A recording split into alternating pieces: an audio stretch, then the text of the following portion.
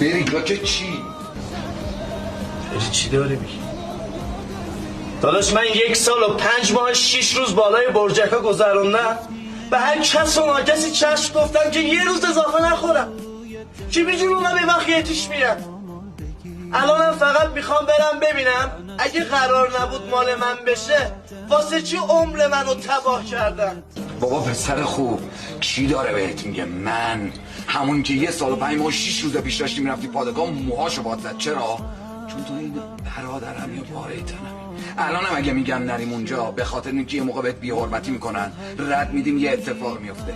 اتفاق؟ دیگه چه اتفاقی داداش؟ من 4 روز فهمیدم دادنش به یکی دیگه دارم میمیرم. اصلا مردم. تش میخوام بزنم بریم بزنم.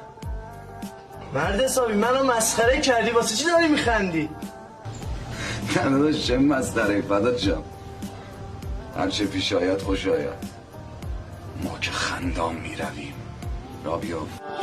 لعنت اون که الان ماهته، لعنت به تو زیبای بی عاطفه، لعنت اونی که تو به خاطرش منو یادت